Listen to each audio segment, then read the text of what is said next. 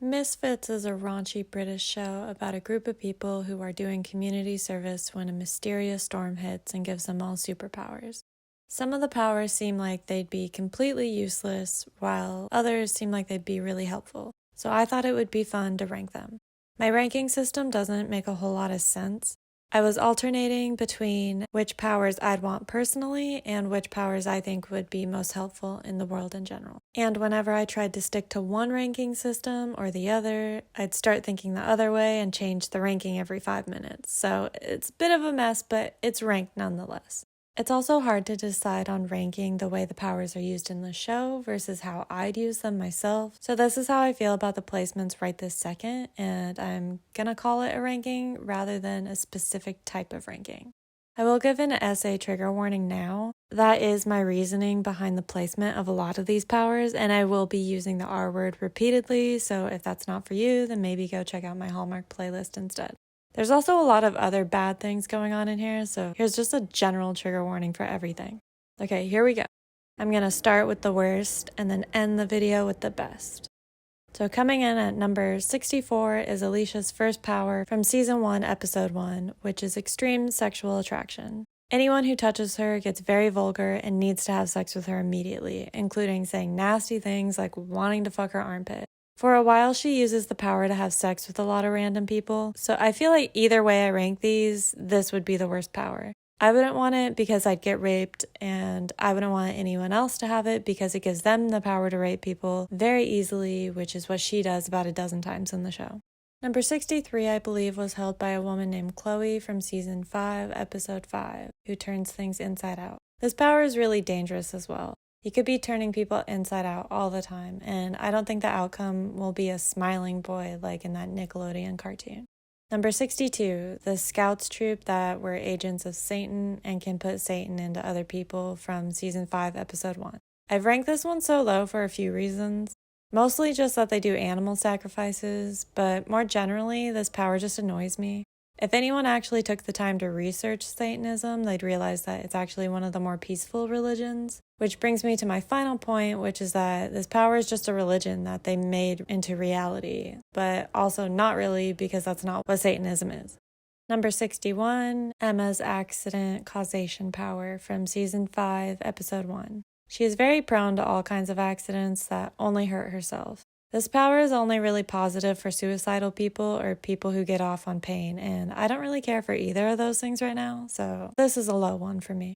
Next, we have Michael's power from Season 4, Episode 1, coming in at number 60. He has a case full of money that everyone is obsessed with getting. This one is mostly dangerous for the person who has it, since people will constantly be trying to kill them to get the case. I don't even think he can spend the money in it, so it's just useless and puts a target on your head. Next is number 59, Debbie's power from Season 4, Episode 3, of being permanently stuck in her acting role. In this case, she's stuck in the role of Lola, a woman who tries to get guys to kill other guys by faking abuse from the ex and seducing the newbie. This role specifically would suck to be in because you're constantly having people killed who just want to protect you, but I feel like the power could be a lot of fun if it was a different acting role you were stuck in. Number 58 from the first episode and the first probation worker, Tony. His power is full-on rage. He's very destructive and kills everyone. I hate the feeling of being angry, so I have no interest in this myself, but a little population control could help with the environment, so I won't give it last place. Number 57, Alex from the bar's power to fuck the powers out of other people from Season 5, Episode 1. This is another one that I feel like could get really rapey. I'm not a sexual person, so I wouldn't use the power, but have people constantly beg me to fuck their horrible powers away would be awful. And even worse when some desperate ones force you to do it anyway. Also, there's an episode where the power is reversed, and he gives out all the powers that he's taken. So is he harboring them all the time? Can he use the powers, or is he just holding them, like a surrogate for powers? I don't know. Speaking of Alex's power reversal, we have Sarah, who received them all, but before that, she was struggling with a power that I ranked 56 from Season 5, Episode 7, Hypnotic Tits. I feel like you'd be fairly safe having this power, but it would get annoying having people only notice your boobs and not be able to make eye contact with you. I suppose theoretically you could use them to make people look at your face instead. They don't really explore this power much, so it's unclear if there is mind control with them or if they just cause people to stare. She only briefly has the power on the show, and people just stare at them. If there are mind control powers with them, then this one is added to the rapey pile if put in the wrong hands. Number 55, Vince, the tattoo artist who can give people heart tattoos with only a look, and they cause extreme infatuation in the receiver of the tattoo towards whoever the tattoo is of. He was in Season 2, Episode 3. I personally wouldn't use this power because I wouldn't want to force anyone to love anyone. It'd be like The Craft and backfire anyway. I also feel like this one could be used for rape in the wrong hands. Next would be Tim's power from Season 2, Episode 4, coming in at number 54. He's stuck in a game of Grand Theft Auto. I feel like this could be potentially fun for a day maybe, but to be constantly stuck in a car theft video game sounds awful and it could cause a lot of deaths. Number 53 is Jessica's dad's overprotective dad power from Season 2, Episode 5. I'm not a dad, so this is useless for me. He kills every guy that his daughter flirts with. On the tiniest bright side, you save her from getting screwed over by any guy, but on the obvious downside, you'd hurt her by killing all of the guys that she liked. Number 52 is Mark from Season 5, Episode 4, who got permanently turned into a tortoise. I love animals, and I would love to be one on a planet that didn't have humans. It'd be difficult to have all of the unwarranted power that we have as humans and suddenly not have it anymore. Number 51 isn't anyone's power specifically, but ecstasy reverses powers as seen in Season 5, Episode 7. I feel like this would be helpful to use against people who have dangerous powers, but you'd have to be able to physically drug them constantly, so it doesn't seem that helpful overall. Number 50 is a gay man who is literally trapped in the closet from Season 5, Episode 4. I'm not sure if denying that he's gay is also part of the power, or if his power is only transporting him into the closet when he denies that he's gay. If it makes you deny it, then that's really sad that you'd never be able to openly say that you're gay. But if it only transports you when you deny it, then you could be yourself and the power would have no effect on you. It's not a dangerous or scary power, but also doesn't seem like it'd be very helpful.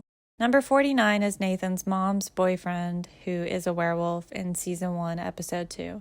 Being a werewolf seems really rough to me. In the wrong hands, too, you could purposely not lock yourself up and kill a lot of people. In this show, he seems to more want sniffs and licks than kills, but you never know. Number 48, Jodie's power to make people bald or super alopecia from Season 1, Episode 2. Another one that in the wrong hands could be bad. More annoying than anything. Someone with a bad attitude could go make people bald for no reason. I'd use it on pretty boys who were animal abusers or rapists and see how much they'd go out and cause destruction after losing their precious locks. Number 47 is a fake Jesus who had bought a cluster of powers to convince people that he's Jesus in Season 2, Episode 7. It's hard to tell all the powers that he has, but I don't really feel like starting a cult right now, so I wouldn't want this one. In the wrong hands, it could be dangerous, as most cults are. In the show, he gets rapey with it, which is another concern. Number 46 is a sick guy who sucks happiness out of people and gives it to himself from Season 5, Episode 6. I'm not sure if it's only happiness or if it's health. In the show, he is described as sucking the life from people, but his victims stay alive, well, temporarily at least. They get horribly depressed and try to kill themselves. I feel like the only way this power could work for good is on criminals. Like if a rape victim could be happy and healthy again by sucking the life out of the rapist, which is what they had done to them. Or a mom of a child that someone murdered or did something horrible to. The power could be used for good in that sense. But I think for the most part, people would be evil with it, and the popular kids would suck the life out of the geeks. Or maybe I've just seen too many Disney Channel movies. Number 45, the power to transfer your pregnancy into someone else as seen in Season 4, Episode 7. I feel like this power could be helpful in a surrogacy way. Women who can't healthily carry a baby to term but can give birth could have it implanted right when the water breaks. Or even women who are just too busy to be pregnant and out of commission for that long. Maybe even trans women could have the opportunity to birth their own child if someone else carried it to term for them and they just performed the birth. I think the power could be helpful for others, but I personally don't agree with having children, so this is another one that would be useless for me. Number 44. I'm not sure if it's even a storm power because they just refer to it as a gypsy curse, but it's a girl who can curse people. I'm not sure if it's specific to this one curse, but in Season 5, Episode 6 is when we see her curse Alex into feeling like he's drowning every time he refuses to help others. I wouldn't mind cursing sex offenders and animal abusers, but I feel like this power would be abused in the way that she uses it. She dropped something in 2 feet of water and expected Alex, a complete stranger to her, to jump in and get it for her. That's way too entitled. I understand asking someone, sure. But when they say no, you could just say, thanks anyways. But this lady begs him to, and after doing it herself, she puts a curse on him. I don't think it was rude of him to say no. It would have been very kind of him to help her, but he didn't owe her that kindness. I feel like this is how the power would end up being used. Could you imagine this in 2020? Anti-maskers would curse everyone wearing a mask into feeling like a sheep or only being able to bath.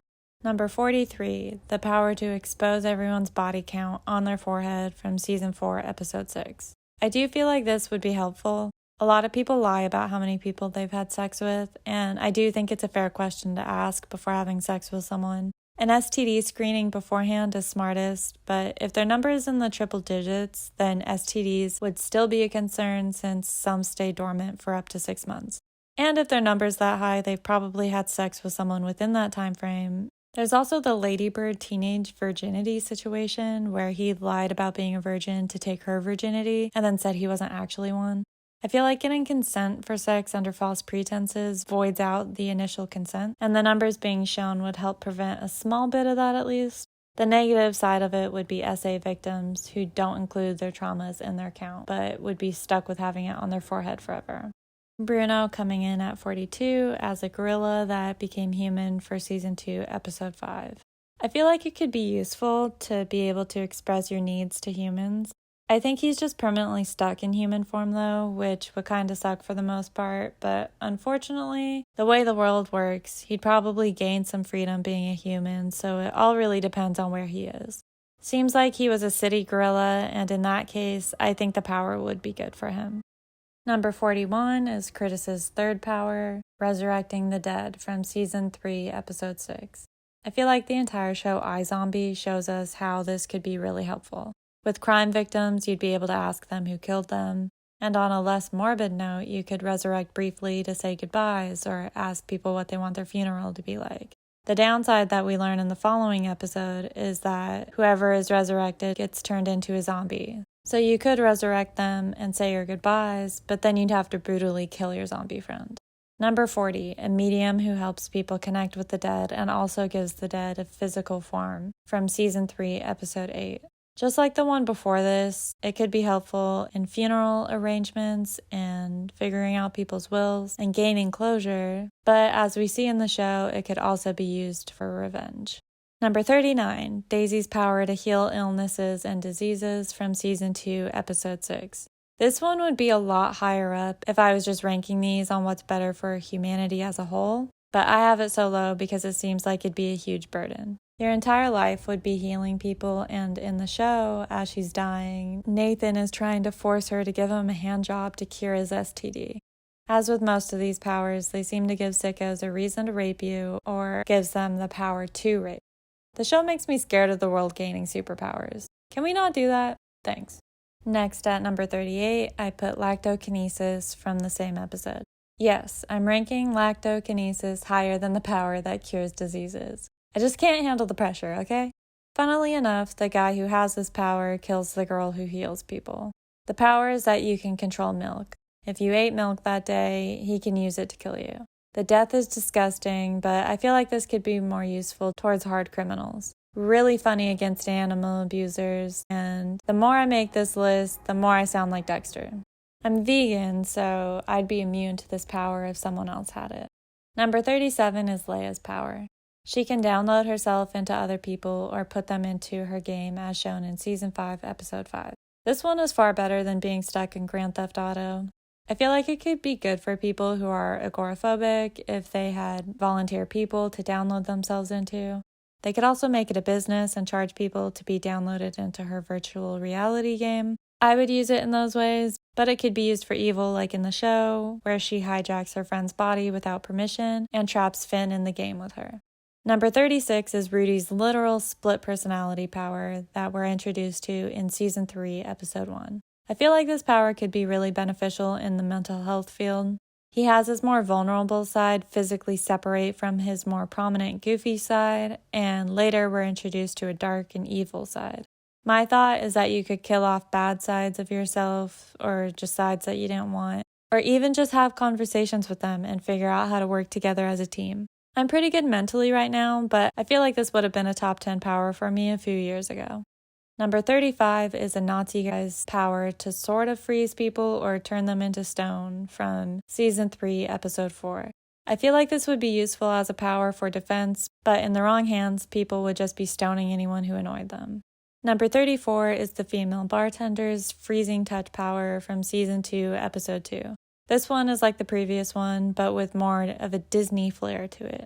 Number 33, I put Jess's power. She can see through things, as we found out in Season 4, Episode 1. This is a great power for a TSA agent or a venue security guard. I do think it'd be really beneficial for personal safety, knowing if someone near you has a gun or if someone is in the room you thought was empty. I feel like for the most part, this would be a positive power. There is the concern of people looking through clothes, but at least they wouldn't be able to post the images anywhere, so I think it's one of the less harmful powers. Next is Baby Finn, not to be confused with Grown-Up Finn, they are different people, from Season 1, Episode 5, coming in at number 32. He is a baby that can make people love him wholeheartedly and want to be his parent. This could obviously be dangerous with kidnappers, but it's in the baby's control of who he wants to love him, so it actually might help ward off kidnappers. I just think it'd be nice to kind of force parents to be good parents. And if they chose not to abort you, they damn well should be good parents. Next is Richard Sanders at number 31, whose acid trips become real as seen in Season 4, Episode 6.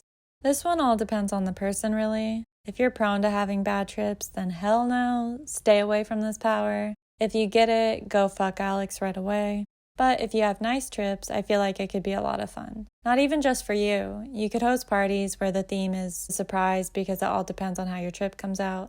Your trip could be about the chocolate factory and have Oompa Loompas dancing everywhere, or Alice in Wonderland and everyone could party with the Mad Hatter. I don't think this one could intentionally be used for evil as easily as others. You'd have to watch horror movies all day and be in a really bad headspace to force a bad trip, and you'd have to do it in close proximity to others to even have it affect anyone. Overall, this one seems pretty fun, which is ironic considering in the show it causes a killer rabbit to murder people. Number 30 is Lucy's shapeshifter power from Season 2, Episode 1. Impersonation is obviously the biggest concern here, but I feel like it could be really helpful. Stuck in traffic? Become a bird and fly out of it. Lock yourself out of the house? Become an ant and crawl in. Number 29 is Alicia's second power, where she can put herself in other people's shoes and see through their eyes. This would be a very helpful power as a parent. Anytime you can't find your kid, you just pop into their eyes and find them. This power would be especially helpful for bounty hunters or people who want to find missing children. It would be less ideal with stalkers. Number 28, Finley's telekinesis, introduced in Season 4, Episode 1. This one is great to flick a light switch or get the remote that's on the other side of the room. In more serious situations, it could be used to get weapons or knock people out, or even just move dangerous people away from you. Number 27, Seth's power to remove and insert powers, introduced in Season 2, Episode 7. This one I'd probably use like he does and make a business of selling people's powers, but I'd be a little bit more careful with the terrifying ones. Number 26 is Kelly's second power of being a fucking rocket scientist, as introduced in Season 3, Episode 1. I'm not the best with technology, so I think this would help me get less stressed and save me money on hiring people to fix things for me. It'd also be helpful in getting jobs. Tanya, or better remembered as the girl with the crooked bangs, comes in at number 25 with the power to freeze people in time, clockwork style, from Season 3, Episode 1. I feel like this could be helpful if you're trying to leave the pit at a concert, or you could even be a dick about it, and when you see someone grabbing the last item of stock from the shelf, just freeze them and take it yourself. I'd use it more to maneuver through crowds, especially crowds full of intoxicated people. But that's just me. Number 24 is Peter, who can draw comics that control what happens in reality. Obviously, this one could be very dangerous since you'd be a puppet master to everyone, but it could be used for fun. You could even charge people like the downloading into a video game one, or you could write up your friend's dream wedding for them or a birthday party. I'd have a lot of fun with this power, but consensual fun, until you leave the toilet seat up. Then I will pull your strings. Number 23 is Helen, the electrician lady who controls and creates electricity from Season 5, Episode 4. She uses her power as a defibrillator in one scene, which would be very helpful if you worked in a hospital or ambulance, or as an electrician like she is in the show. I think it'd be convenient in house remodeling to be able to control electricity. It'd also be very convenient in power outages. Number 22 is Sam's power of flying, as seen in Season 5, Episode 2. I feel like as a kid, this is one of the most common choices in the what superpower would you want discussion, but as an adult, I realized that my unprotected body flying through the air to get to other countries would be brutal, so this would mostly only be useful to fly over crowds of people or over traffic on your commute or even sneaking into venues or drive-in movies. Number 21 is Finn's sister Grace's power.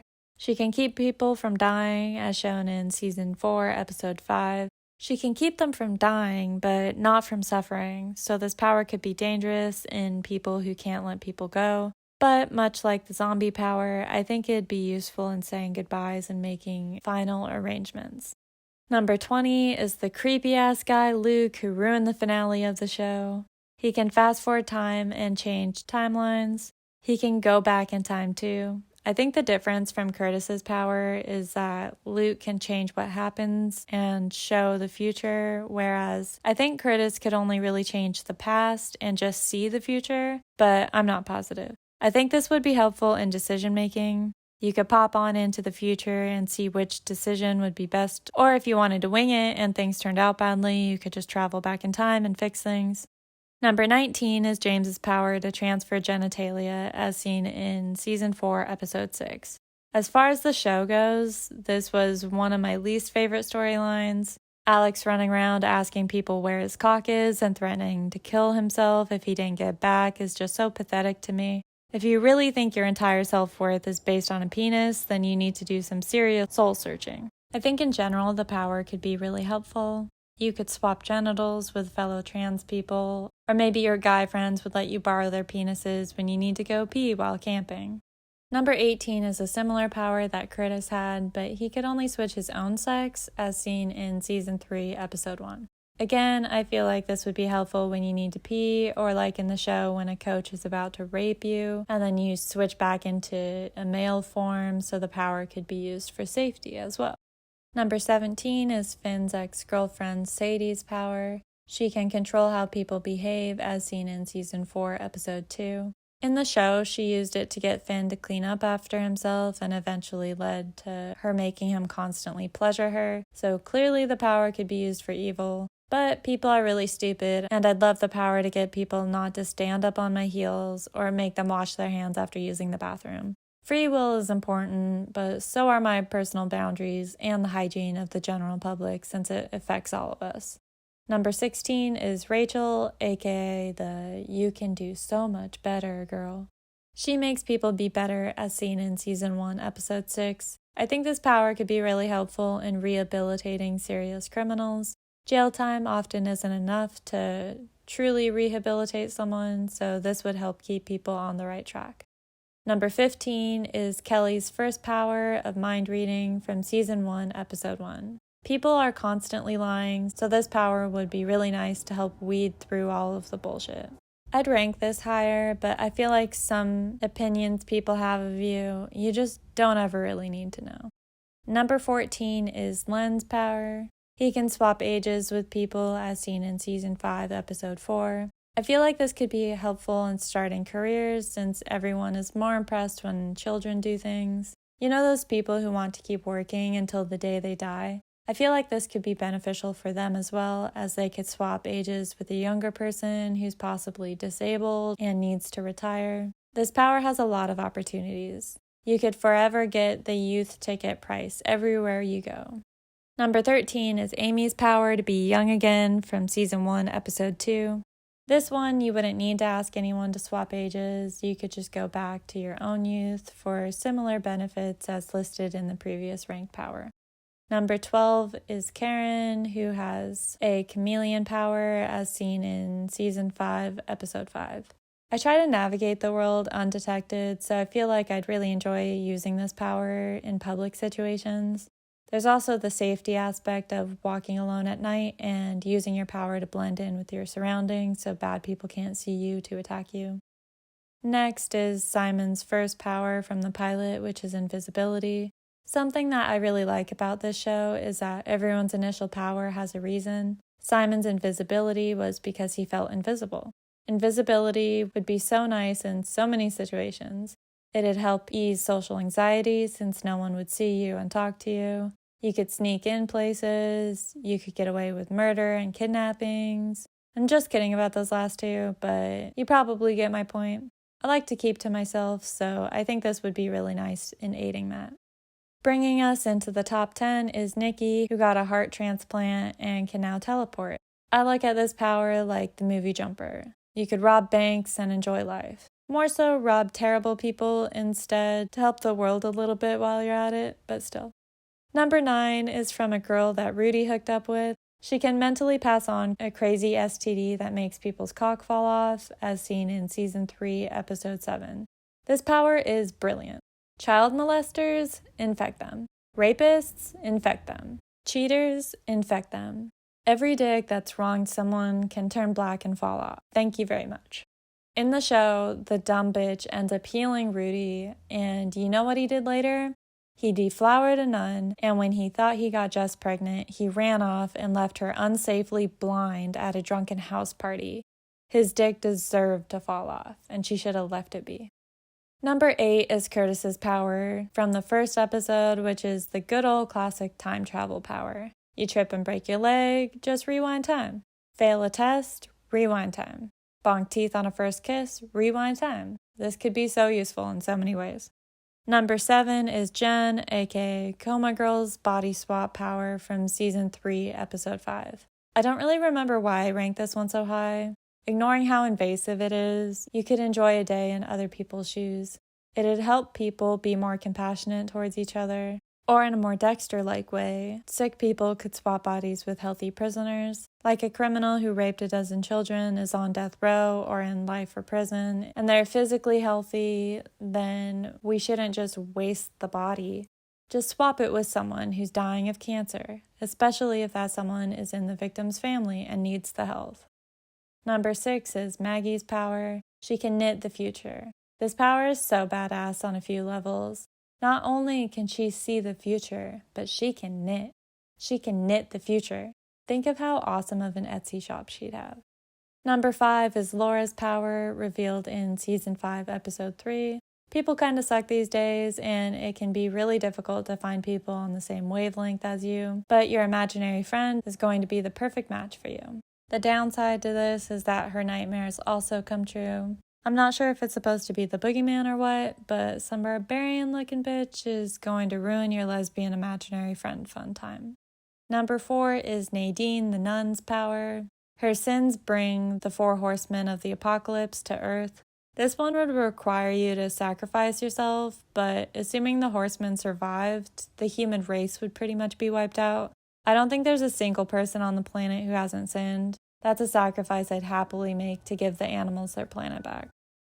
The top 3 brings us Nathan's immortality power that we finally find out about in Season 1, Episode 6. And the added bonus of it is that he can see dead people, which we find out about in Season 2, Episode 2.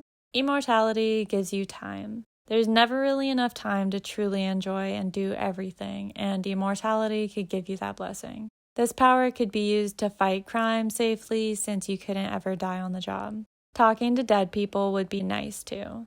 Death would be less scary. I feel like a lot of decisions and lifestyle choices are driven from a fear of death, and this power eliminates that. In second place is Allie, whose seeing eye dog can mentally tell her what he sees. I can see, so this wouldn't be helpful for me, but in the general sense of the world, that's an amazing power to have.